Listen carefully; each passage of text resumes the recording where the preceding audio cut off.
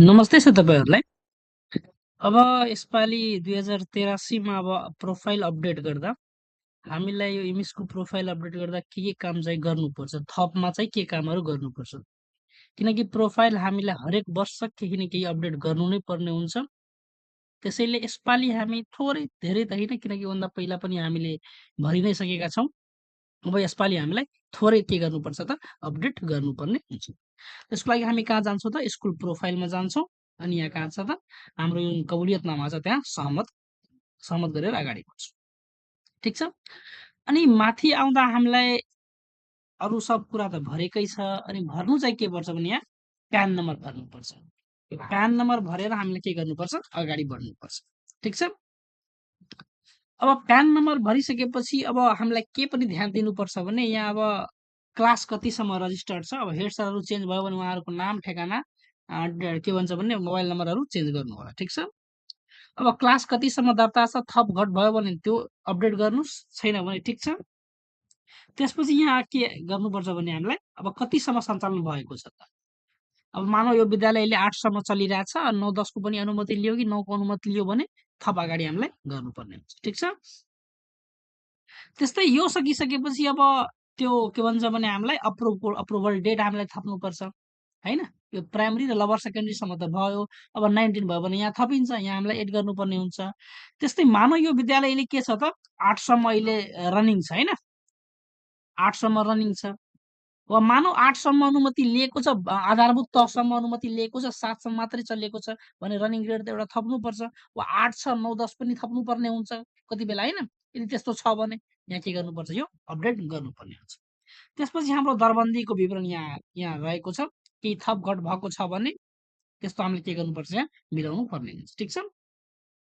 अब त्यो सकिसकेपछि धेरै ठाउँमा के हुन्छ त यो टिक लागेकै छ, किनकि लास्ट इयर हामीले के गरे हो त हो कि होइन, कस्तो विद्यालय हो के हो भन्ने कुरा हामीले गरेकै थियौँ। अब यसपालि हामीलाई के गर्नुपर्छ, थोरै थप्नुपर्ने हो। जस्तै यो घुम्ती विद्यालय हो कि होइन, ठिक छ। यो घुम्ती विद्यालय होइन, ठिक छ।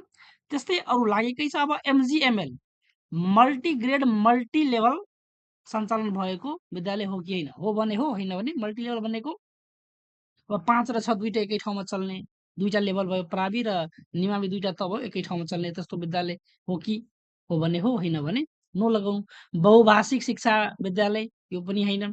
आवासीय छात्रवृत्ति सञ्चालित विद्यालय, या 400 वाला छात्रवृत्ति पाउने विद्यालय हो। आवासीय वाला यहाँ छैन, गैर आवासीय वाला 400 पाइन्छ। ठिक छ। यहाँ नो लगाएर के गरिदियो मैले, सेभ गरिदिएँ। ठिक छ। सक्सेसफुली अपडेट भयो।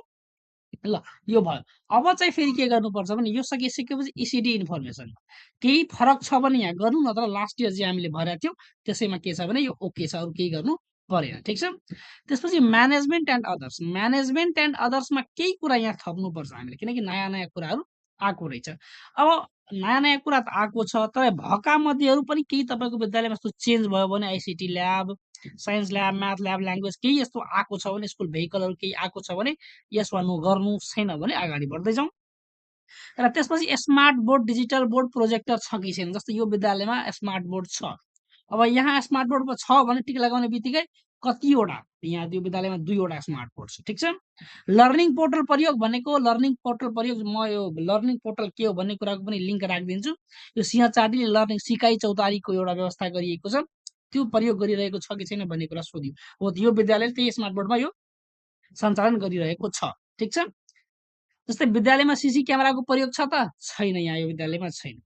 विद्यार्थीको बायोमेट्रिक हाजिरी, जो थम्बवाला हाजिरी छ त छैन यहाँ। अङ्ग्रेजी माध्यममा शिक्षण गर्ने विद्यालय हो, होइन, यो अङ्ग्रेजी माध्यममा शिक्षण गर्ने विद्यालय होइन। ठिक छ। अब यस्तै हामीले अगाडि बढ्नुपर्छ। अगाडि बढ्दै बढ्दै बढ्दै के कुरा थपिएको छ भन्ने कुरा हामीलाई हेर्नुपर्छ र हेरेर त्यसलाई टिक यस नो गर्दै हामीले के गर्नुपर्छ, अगाडि बढ्दै जानुपर्छ। जस्तै अरू केही यस्तो कुरा छैन। ठिक छ। अब लास्ट एकाडेमिक इयरको यहाँ हामीलाई स्कुल ओपनिङ डेजहरू भर्नुपर्छ।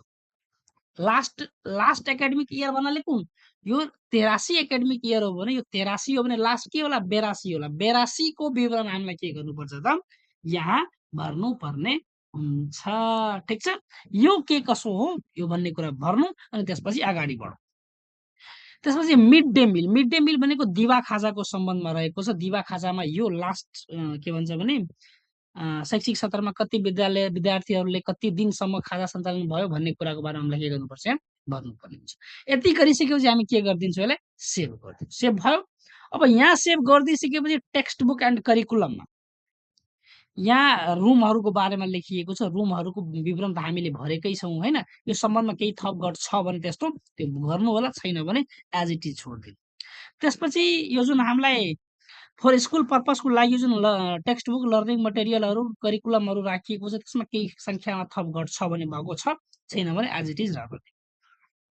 त्यसपछि हाम्रो आउँछ यो किताबहरूको विवरण। किताबहरूको विवरणमा यहाँ कति नयाँ सेट हो कि पार्सियल नयाँ सेट हो कि पुरानै किताब हो भन्ने कुराको सङ्ख्याहरू हामीलाई के गर्नुपर्छ यहाँ एड गर्नुपर्छ। अङ्ग्रेजी माध्यमको हो कि भन्ने कुराको यहाँ भर्नुपर्छ। बाद बाँकी सब हामीले भरेकै छौँ, त्यो त्यस्तै के हुन्छ त रहिरहन्छ। त्यसलाई पनि हामी के गरिदिन्छौँ सेभ गरिदिन्छौँ। ठिक छ। अब जियोग्राफिकल म्याप यो हामीहरूले सायद भरेकै होला। ठिक छ।